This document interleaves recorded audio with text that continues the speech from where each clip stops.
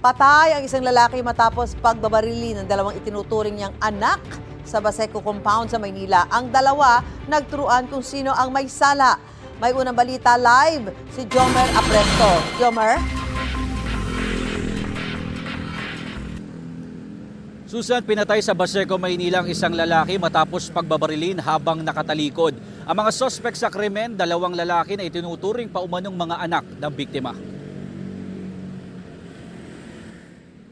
Tatlong tama ng bala ang pumatay sa biktimang si Walter Delmo sa Baseco Compound sa Maynila madaling araw nitong Martes. Ayon sa pulisya, naalarma ang mga pulis na nagpapatrolya nang umalingaw-ngaw ang sunod-sunod na putok na baril sa bahagi ng Aplaya Sector 1. Ang 51 anyos na biktima, pinagplanuhan umanong patayin ng dalawang lalaki na itinuturing niyang mga anak. Sa tulong ng isang testigo, nahuli ang gunman at ang itinuturong utak sa krimen. Hindi na na-recover ang baril na ginamit sa pagpatay. Sabi ng live-in partner ng biktima sa mga pulis, nagkaroon ng sama ng loob ang mga sospek sa biktima. Nagkunwari pa raw ang dalawa na hihingi ng tawad sa kanyang kinakasama noong araw na mangyari ang pamamaril. Kaya sila pumunta. Pero kung titignan nyo, madaling araw, dalawang katao pupunta sa na alam mo naman may alitan din kayo. Siyempre, ito, yung mga pinlano na yan. Bali, 3 sa likod tapos meron pa sa pisngi. Ang gulong may kinalaman sa iligal na droga ang isa sa mga tinitignang motibo sa pamamaril. Tinitignan din ng pulisya ang posibilidad na may malalim na galit ang itinuturong mastermind at kinontrata ang nagsilbi raw gunman kapalit ng droga. Siniway ni Delmo, etong si Suspect 2.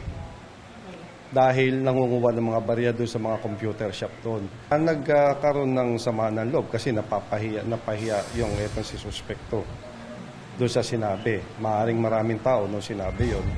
Hawak na ng homicide section ng MPD ang dalawang suspect. Ewan po, siya po yata yung kasama ko po. Hindi ko po alam sa kanya kung ano po yung pinagawa nila. Siya po yung po yung gumawa. Ayon sa pulisya, nagpositibo sa paraffin test ang itinuturong gunman. Sasampahan ng reklamong murder ang mga suspect.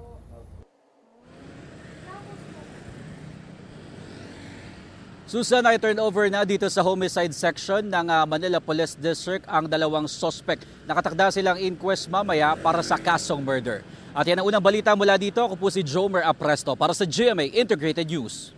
Gusto mo bang mauna sa mga balita? Mag-subscribe na sa GMA Integrated News sa YouTube at tumutok sa unang balita.